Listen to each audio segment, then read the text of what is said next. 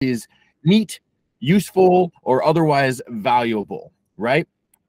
We apply science to understand our work. That's the goal of the DORA program. And here's the thing about science. Science is awesome. Science is also messy. It's always changing. And science is fundamentally uncertain. In fact, that's what science is all about.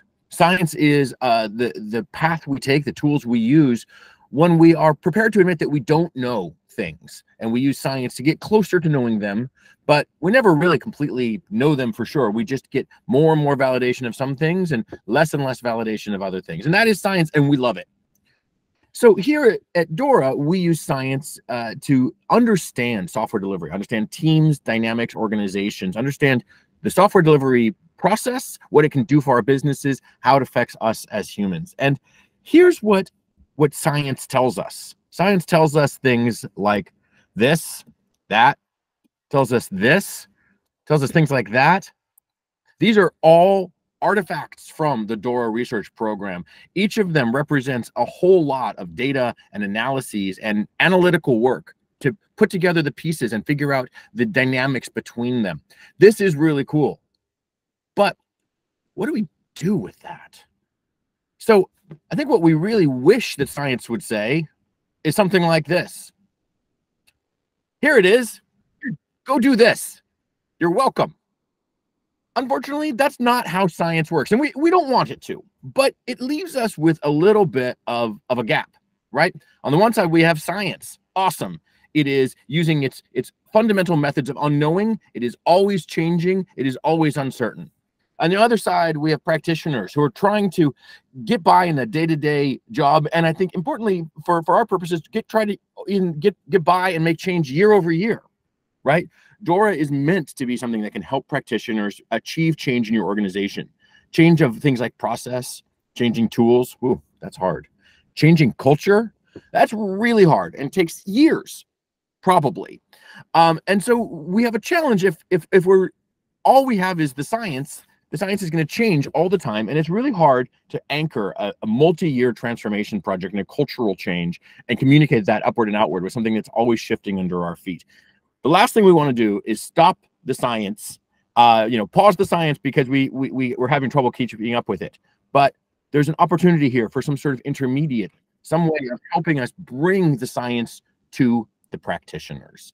So the practitioners can have confidence day over day. I'm pretty sure I know what direction the science is pointing me while the science continues to move forward. So an analogy is something like medicine, where you have medical research. Medical research, I don't know if you've read, the front page of the newspaper or front page of the health section. The thing that they told you was really good for you yesterday, today they're telling you it's terrible for you. However, this is based on new studies that should not necessarily be put into practice.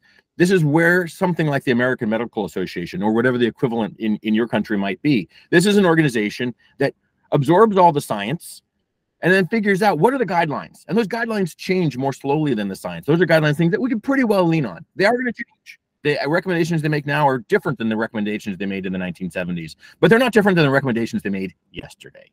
And then that is something that the doctors can bring into their practice and do day by day with you, the patient, and you can have confidence that's probably pretty good advice. In our community, what fills that role? Well, one thing that fills that role is the wonderful people of this community. And it is so wonderful to have you all as folks who are interested in reading that first primary sources of the science and participating and giving back to us and helping synthesize that for the practitioners. Fantastic. So what I want to offer is something to help this community. This is a tool that you can use in your work of bringing the science to the practitioners, and it's called DORA Core. DORA Core is a whole lot of words, but the important bit is it's the most firmly established findings from across the history of the research. And it's really intended to be used in your practitioner context. This is the first thing that you can bring when someone says, let's try some DORA. You don't necessarily want to give them a 100-page DORA report. When they're ready for it, awesome. But you're here to distill that, to serve it up to them, and this is a tool for serving to them. DORA Core is made of things that we have seen throughout the history of the research that have been repeatedly validated and that are useful to practitioners. So how do we make it? Well, we start by taking our structural equation models. These are the results of the analytical processes based on the data we collect that say, here's the dynamics we've observed that there's evidence for in a given year. And we kind of stack them all on top of each other. And then we sort of blur them all together and maybe defocus our eyes a bit. And we find what are the dynamics that are most common, most durable, most strongly reinforced across the years. And we developed something like this. So this is our DORA Core model. You can find it at dora.dev/research. It was published last year as version 1.1. It will be versioned and continuously updated indefinitely.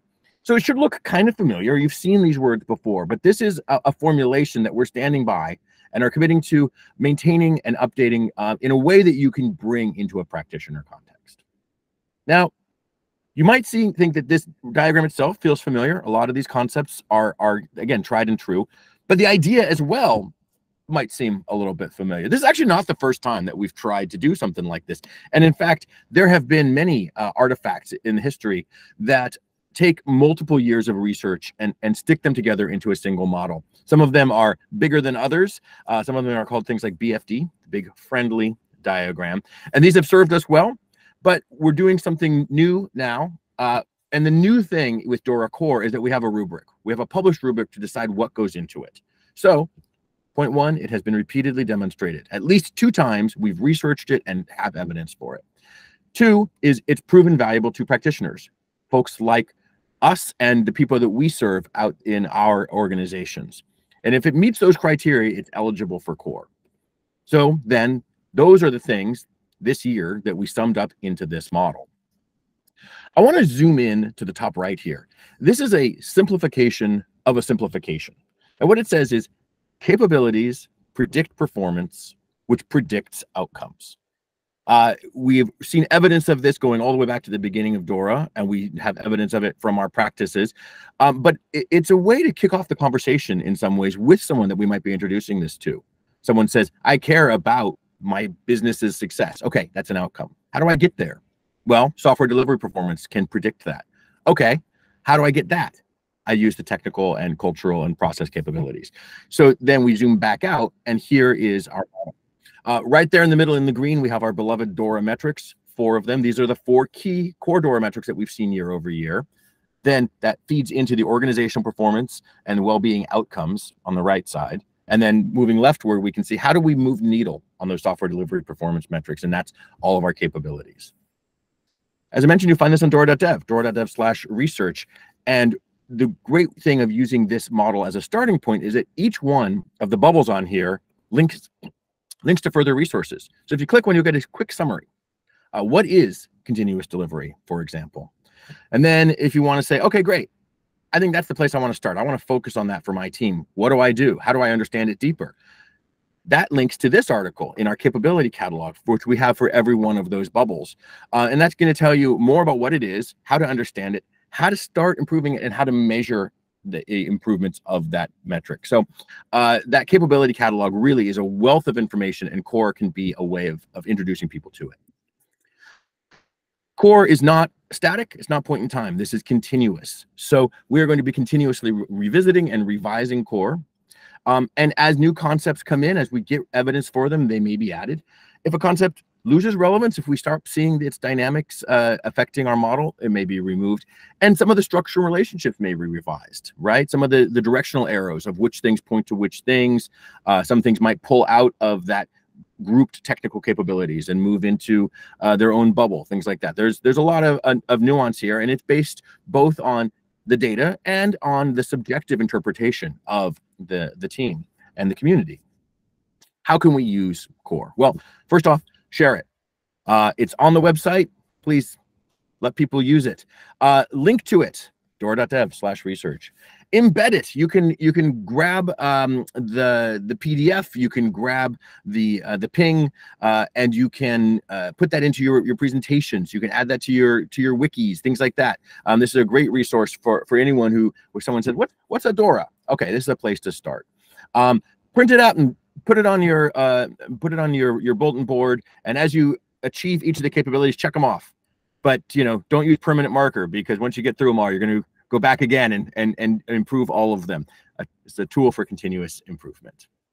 Now you might be asking, what about all of the various things that we've looked at in DORA that aren't on that diagram? And there are a few. And the reason they're not on there is because either we haven't researched them enough times, or we haven't seen enough evidence that they're useful in the community. And this is why we really rely on this community to help us understand what's useful and what do you want to see researched. So if there's something that's not on DORA Core and you say, I really wish it were there, I want to see it in the diagram, I want to use it, please let us know. If you look on that and you say, this doesn't jive with my understanding of the research, please let us know. How? Well, you'll find a discussion in our GitHub repo. It's at discussion/265. And this is where we're collecting feedback. It's, you can feedback about the technical implementation. You can feedback about the contents and what's on there. As we move into the next update for DORA Core, we will be relying heavily on the feedback we receive from that discussion. So that next update we're scheduled for early 2024. It's off cycle from the yearly publication. So we are close to releasing the next State of DevOps report right now. It's going to be coming out in a matter of weeks. And then after that's had time to soak a little bit in the spring or early next year, we're going to take a step back and say, what have we learned? How can we adjust our model? How can we add or change or subtract from this to make it more useful for people who are trying to adopt these ideas in their organization? So please help shape the next version of Core. Your feedback is essential to this. This is a collaborative process. Visit that link and tell us what you think. And I look forward to continuing the discussion